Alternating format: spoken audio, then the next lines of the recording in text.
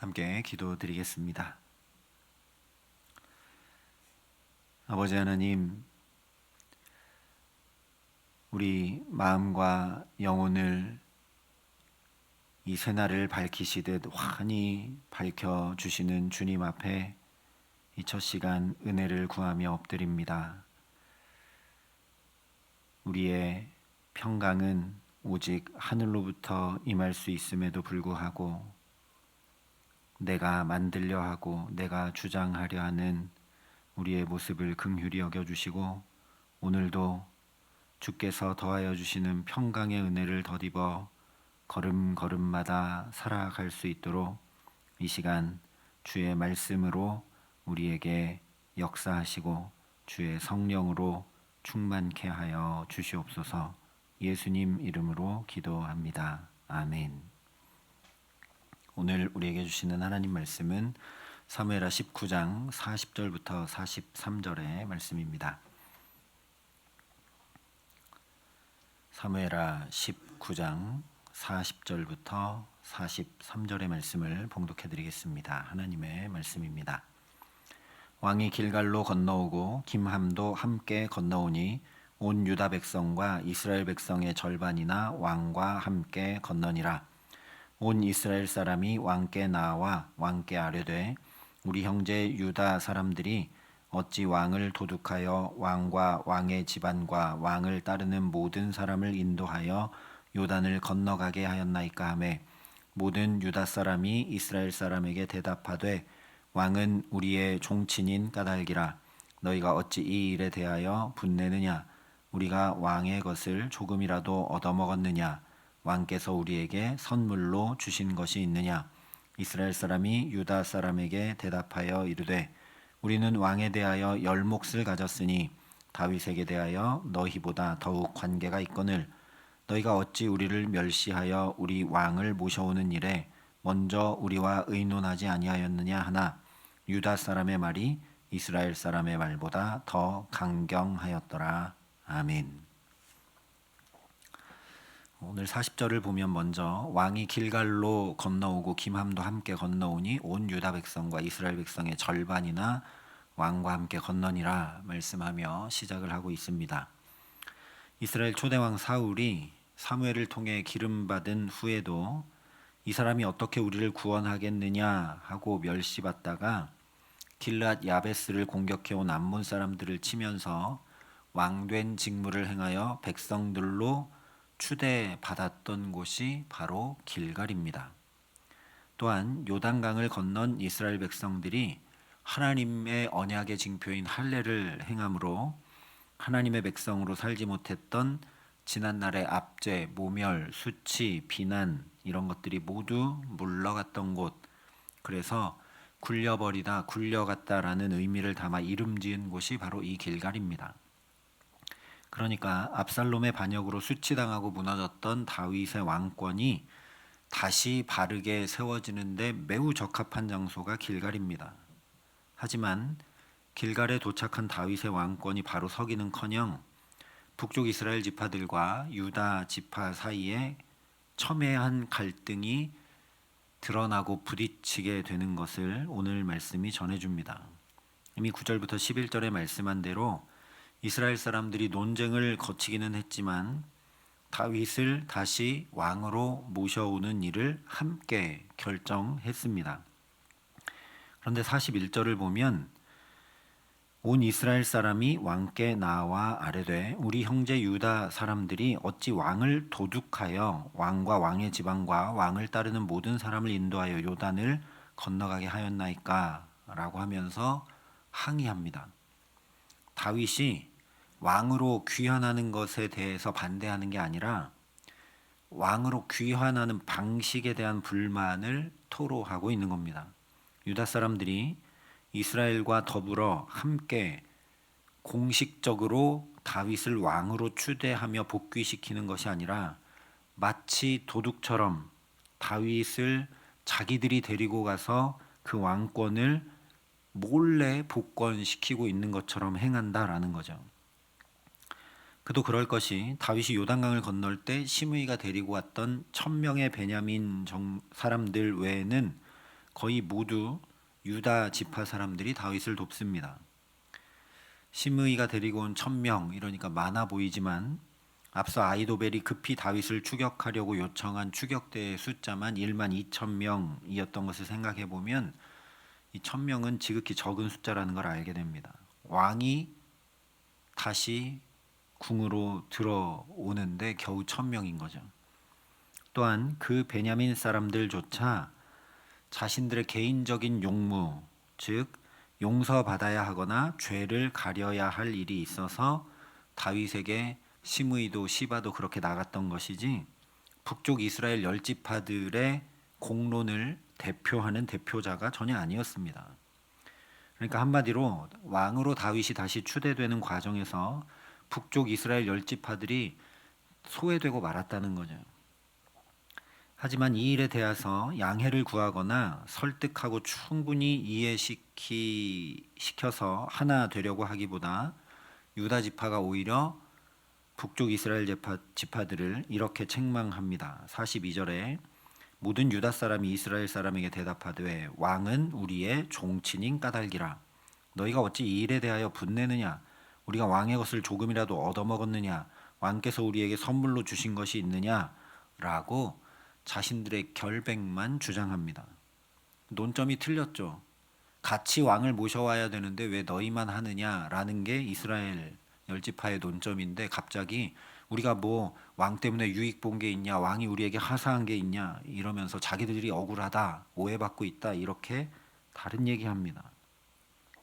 만약 그렇게 몰래 다윗 왕을 빼돌려 이스라엘 지파들은 뒤로 하고 우리가 유다 지파가 먼저 그 권력에 붙어서 이득 보려 했던 것이라면 왕의 치하가 있어야 되고 자신들이 어떤 이익을 보았어야 하는데 그런 거 아무것도 없다라는 얘기입니다.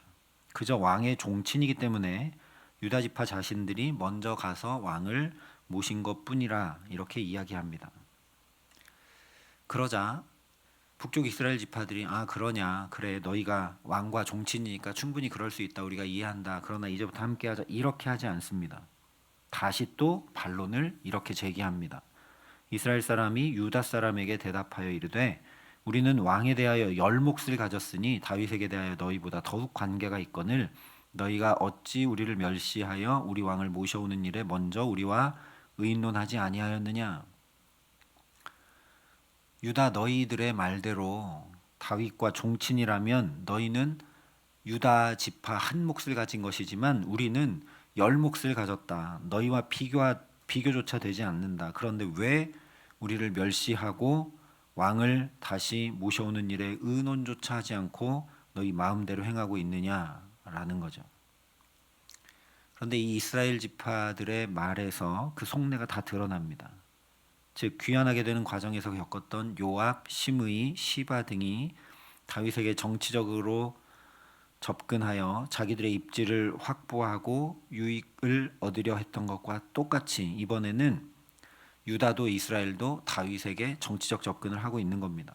겉으로는 왕이 복귀하는 과정과 방법과 절차에 관한 이의를 제기하고 논쟁하는 것 같지만 실제로는 왕을 중간에 두고 누가 더 왕과 가깝느냐, 누가 더 왕의 지분을 많이 차지하고 있느냐라는 시기와 질투이고 결국 이득권 다툼이고 실권 장악을 위한 다툼이라는 거죠. 그러나 북쪽 지파가 이렇게 너희와는 비교가 안 된다, 우리는 열집 하나 된다 이렇게 얘기를 해도 43절을 보면 유다 사람의 말이 이스라엘 사람의 말보다 더 강경하였더라 말씀을 합니다. 이것은 첫 번째로 그야말로 힘의 논리가 지배하는 나라가 되고 말았음을 보여주는 겁니다. 목소리 큰 사람이 이기고 숫자가 많은 쪽이 더 강하게 자기 주장을 하는 나라, 약자와 소외된 자를 살피라는 하나님의 말씀과는 너무나 멀어져 버린 나라가 되어버렸다는 거죠. 누가복음에 보면 예수님을 재판하던 빌라도가 예수님께는 아무런 죄가 없고 정치 종교적 희생양이 된 것을 다 파악하여서 이 사람은 죄가 없다 이렇게 얘기하지만 군중들이 큰 소리로 재촉하여 십자가에 못 박기를 구하니 그들의 소리가 이긴지라 말씀합니다. 빌라도의 내면에 예수님은 죄가 없다는 걸 분명히 알고 그걸 또 공언하기도 했지만 백성들이 계속 소리치며 요구하니까 그들의 소리가 이겼다는 거죠. 내 삶에는 누구의 소리가 이기고 있는지 살펴야 합니다. 세상의 소리, 사람의 소리, 욕망의 소리, 자기 주장의 소리가 이기고 있는지 아니면 주님의 소리 즉 말씀이 이기고 있는지 살피며 은혜를 구하지 않으면 오늘 다윗처럼 내 삶도 점점 하나님 나라와 멀어지게 되고 결국 하나님 나라가 잘 세워져 가고 이루어져 가는 것이 아니라 거꾸로 무너져 내리고 만다는 거죠. 그러니 땅의 소리가 아닌 하늘의 소리에 귀 기울이는 이 첫 시간 되게 하시기를 바랍니다. 언제나 그래서 진리의 소리, 사랑의 소리, 믿음의 소리가 이기게 하시기를 간절히 기도합니다. 그래서 사도행전이 전하고 있는 것처럼 우리 삶에도 주의 말씀이 능력 있게 퍼져나가고 점점 더 힘을 떨치게 하시기를 주님의 이름으로 축원합니다. 두 번째로 다윗의 행보에 사사건건 논쟁이 붙게 되고 평안이 진행되는 일이 하나도 없는 것을 보여주고 있는 겁니다. 한마디로 하면 형통하지 못한 것이라는 이야기죠. 성경에서 형통은 아무 문제가 없다는 것이 아니라 요셉처럼 문제와 아픔과 고통이 있다 할지라도 그 자리자리들마다 하나님이 친히 함께 하신다는 말씀입니다. 그렇기 때문에 요셉이 그랬던 것처럼 종으로 팔려가고 누명 쓰고 감옥에 갇히는 여러 문제들이 있다 해도 그것이 전혀 문제되지 않는 복된 삶을 살게 되는 것이 바로 형통입니다. 왜냐하면 그 자리가 어디든 시편 말씀 그대로 하늘에 올라갈지라도 바다 끝에 거할지라도 심지어 스올에 내 자리를 펼지라도 거기서도 주의 손이 나를 인도하시며 주의 오른손이 나를 붙드시기 때문입니다. 그런데 다윗은 사사건건 문제가 되고 있으니 형통치 못하다는 것, 즉 나를 붙드시는 그 하나님과 함께 행하지 못하고 있다는 겁니다. 다윗의 잘못을 지적하는 것이 아니라 성경도 그것 때문에 이 말씀을 전해주는 게 아니라 이 다윗의 모습에 우리를 비추어 보라는 거죠. 우리 삶에도 이렇게 계속 문제가 꼬리를 물고 관계가 틀어지고 평안이 사라지고 이해관계가 첨예해지면서 하나님과 나 자신과 이웃과 만물과 관계가 깨어지게 되면 무엇보다 먼저 하나님과 내가 함께하고 있지 못한 것 아닌가 먼저 반드시 살펴야 한다는 겁니다. 다윗은 암논 사건부터 지금까지 내내 계속 삶의 여러 부분들이 틀어지고 엇나가고 무너져 내리는 일이 반복되고 또 반복되고 또 반복되고 있는데도 하나님의 관계를 전혀 살피지 않고 점검하지도 않습니다. 사무엘하가 하나님 나라의 구축을 전하는 말씀이니 이런 다윗의 모습은 우리의 반면 교사입니다. 즉 하나님 나라를 내 삶에 이루고 누려가려면 하나님과 함께하는 내 지혜나 능력이 아닌 하나님께 붙들린 형통의 삶을 살기를 힘써야 한다는 말씀이죠. 그러니 오늘도 거기서도 주의 손이 나를 인도하시며 주의 오른손이 나를 붙들어 주옵소서 간절히 구하는 우리 모두가 될 수 있기를 바랍니다. 왜냐하면 내가 주님을 잘 붙들지 못하니까요.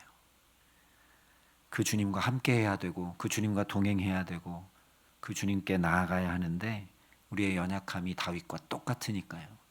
그러니 내가 비록 심지어 스올에 내 자리를 펼지라도 거기서도 주의 손이 나를 인도하시고 주의 오른손이 나를 붙들어 주옵소서 간구하고 또 간구하며 은혜를 구하는 이 첫 시간 될 수 있기를 간절히 기도합니다.